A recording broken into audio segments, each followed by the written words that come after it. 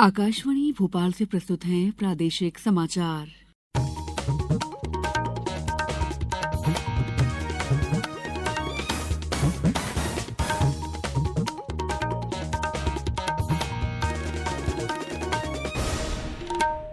नमस्कार, समाचारों के साथ मैं दीपा सिंह। सबसे पहले मुख्य समाचार। प्रधानमंत्री नरेंद्र मोदी कल सुबह 11 बजे आकाशवाणी पर मन की बात कार्यक्रम में देश विदेश के लोगों के साथ अपने विचार साझा करेंगे। प्रदेश में मतगणना की तैयारियां जारी। मुख्य निर्वाचन पदाधिकारी अनुपम राजन ने किया सीहोर, देवास और इंदौर जिले के मतगणना स्थलों का निरीक्षण। नर्मदापुरम में आज से शुरू होगा 4 दिवसीय बांद्रा भान मेला और भारत और ऑस्ट्रेलिया के बीच 5 मैचों की श्रृंखला का दूसरा टी20 अंतर्राष्ट्रीय क्रिकेट मैच कल। अब समाचार विस्तार से। प्रधानमंत्री नरेंद्र मोदी कल सुबह 11 बजे आकाशवाणी पर मन की बात कार्यक्रम में देश विदेश के लोगों के साथ अपने विचार साझा करेंगे। ये मासिक रेडियो कार्यक्रम की 107वीं कड़ी होगी। ये कार्यक्रम आकाशवाणी और दूरदर्शन के समूचे नेटवर्क पर प्रसारित किया जाएगा। ये आकाशवाणी वेबसाइट और news on AIR mobile app पर भी उपलब्ध रहेगा। प्रदेश में मतगणना की तैयारियों को लेकर सभी जिलों में प्रशासन सक्रिय है। मुख्य निर्वाचन पदाधिकारी अनुपम राजन ने कल सीहोर, देवास और इंदौर जिले में बनाए गए मतगणना स्थल का अवलोकन किया। उन्होंने जिला निर्वाचन अधिकारियों को आवश्यक दिशा निर्देश दिए। नीमच में मतगणना के लिए मतगणना कर्मियों का प्रशिक्षण 26 नवंबर को सुबह 11 बजे से जिला पंचायत सभाकक्ष में आयोजित किया गया है। खरगोन में मतगणना के दौरान ईवीएम की कंट्रोल यूनिट पर रिजल्ट बटन दबाते समय प्रत्याशियों के एजेंट को डिस्प्ले पैनल दिखाया जाएगा। भिंड के अटेर, भिंड, मेहगांव, गोहद और लाहार विधानसभा की मतगणना संपन्न कराने के लिए मतगणना अभिकर्ता टैबुलेशन टीम और सीलिंग टीम का नोडल प्रशिक्षण आज आयोजित किया गया है।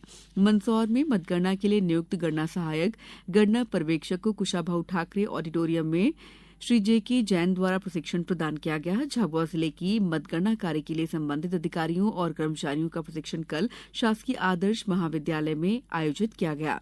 आगर मालवा जिले में पोस्टल बैलेट की गणना के लिए मतगणना कर्मियों को जिला पंचायत सभा कक्ष में प्रशिक्षण दिया गया।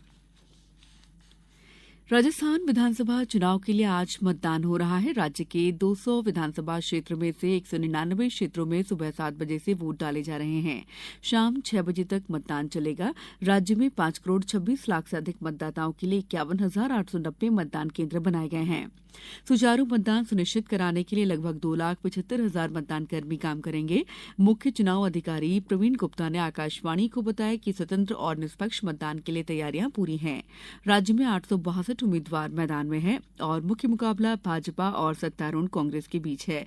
उधर तेलंगाना में चुनाव प्रचार अपने अंतिम चरण में पहुंच गया है। राज्य में इस महीने की 30 तारीख को मतदान होगा। भारतीय रिजर्व बैंक ने 19 और कंपनियों, वेबसाइट तथा डिजिटल प्लेटफॉर्म को अनाधिकृत विदेशी मुद्रा लेन देन प्लेटफॉर्म की चेतावनी सूची में शामिल किया है। इनमें मोबाइल ऐप, गेट ट्रेड और Admiral Market, BlackBull, forex, 4U, PU prime और रियल गोल्ड कैपिटल लिमिटेड सहित 18 कंपनियां शामिल हैं। अब विदेशी मुद्रा लेन देन के लिए अवैध घोषित कंपनियों की संख्या बढ़कर 75 हो गई है। भारतीय रिजर्व बैंक ने कहा है कि अवैध घोषित की गई कंपनियां न तो विदेशी मुद्रा प्रबंधन अधिनियम 1999 के अंतर्गत विदेश मुद्रा लेन देन के लिए अधिकृत हैं और न ही इलेक्ट्रॉनिक लेन देन प्लेटफॉर्म ETP पर विदेशी मुद्रा लेन देन का संचालन करने के लिए अधिकृत हैं। समाचारों में वक्त है ब्रेक का। ये समाचार आप आकाशवाणी भोपाल से सुन रहे हैं। हमारे समाचारों को अब आप कभी भी और कहीं भी अपनी सुविधा के अनुसार सुन सकते हैं। ये समाचार बुलेटिन YouTube, ट्विटर और फेसबुक पर AIR न्यूज भोपाल पेज पर भी सुने जा सकते हैं।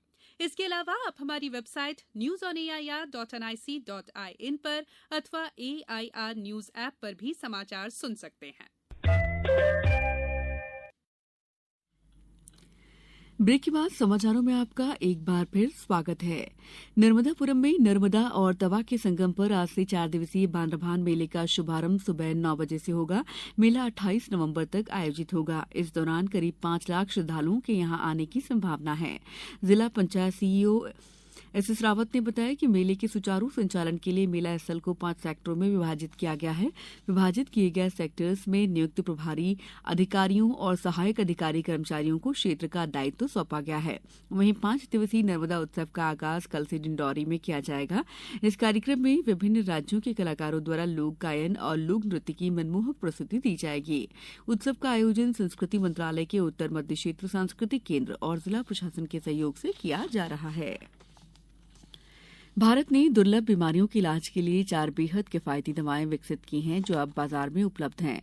ये दवाएं 4 प्रकार की दुर्लभ बीमारियों के इलाज के लिए हैं जो टायरोसिनेमिया टाइप 1, गौचर रोग, विल्सन रोग और ड्रेविड लेनोक्स गैस्ट्रॉट सिंड्रोम है। इससे पहले दुर्लभ बीमारियों के इलाज के लिए इस्तेमाल की जाने वाली सभी दवाएं अब तक आयात की जाती थीं और महंगी थीं। प्रदेश में धीरे धीरे ठंड बढ़ने लगी है। मौसम विभाग के अनुसार जम्मू कश्मीर के ऊपर एक पश्चिमी विक्षोभ बन रहा है, जिससे कल से प्रदेश में बारिश की संभावना है। इसके बाद तापमान में और गिरावट दर्ज होगी और ठंड बढ़ेगी।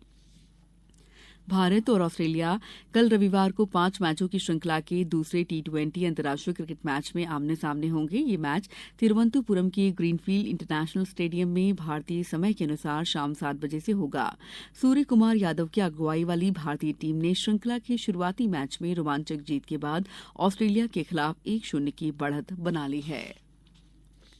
सात्विक साईराज रंकीरेड्डी और चिराग शेट्टी की जोड़ी चीन मास्टर्स बैडमिंटन टूर्नामेंट की सेमीफाइनल में पहुंच गई है।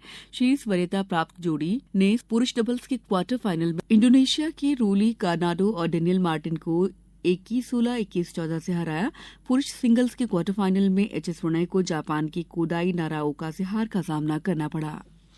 आपको समाचार संक्षेप में।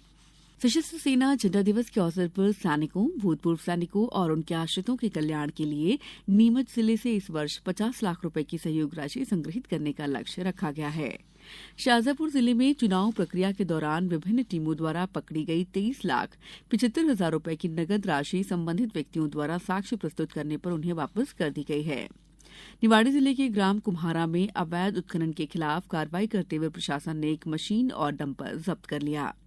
डिंडौरी में जल जीवन मिशन के अंतर्गत अपूर्ण नल जल योजनाओं के ठेकेदारों की समीक्षा बैठक रखी गई, जिसमें लोक स्वास्थ्य यांत्रिकी विभाग के यंत्री, जिला सलाहकार, विकासखंड समन्वयक और संबंधित ठेकेदार उपस्थित रहे। झाबुआ में बाल विवाह रोकथाम अभियान के अंतर्गत समस्त एकीकृत बाल विकास सेवा परियोजना में कंट्रोल रूम स्थापित किए गए हैं। भिंड जिले में राष्ट्रीय राजमार्ग क्रमांक 719 में स्थित क्वारी नदी पर निर्मित पुल की मरम्मत के कारण भारी वाहनों के आवागमन को 27 नवंबर सुबह 7 बजे से 10 दिसंबर शाम 6 बजे तक पूर्णतः प्रतिबंधित कर दिया गया है। खंडवा में विश्व एड्स दिवस 1 दिसंबर पर जन जागृति रैली का आयोजन किया जाएगा। इस वर्ष की थीम समुदायों को नेतृत्व करने दें है। धार में बैंक ऑफ इंडिया द्वारा आंचलिक कार्यालय सभागार में 1 दिवसीय राजभाषा कार्यशाला का आयोजन किया गया है। इस कार्यशाला में धार अंचल की विभिन्न शाखाओं के लोग शामिल हुए। खरगोन जिला मुख्यालय से 40 किलोमीटर दूर हल्दिया घाटी में डंपर और बाइक की टक्कर में 3 लोगों की मौत हो गई, जबकि 2 अन्य लोग घायल हो गए हैं। एम्स भोपाल में विश्व रोगाणुरोधी जागरूकता सप्ताह 18 से 24 नवंबर तक मनाया गया। इस वर्ष का विषय मिलकर करें रोगाणुरोधी प्रतिरोध की रोकथाम था। एम्स भोपाल के फार्माकोलॉजी विभाग द्वारा मध्य प्रदेश, छत्तीसगढ़ के सभी मेडिकल कॉलेज और प्रदेश भर के सभी एम्स के एमबीबीएस छात्रों के एक इंटर कॉलेज फार्माकोलॉजी क्विज का आयोजन किया गया। इस बुलेटिन में इतना ही। दीजिए इजाजत। नमस्कार।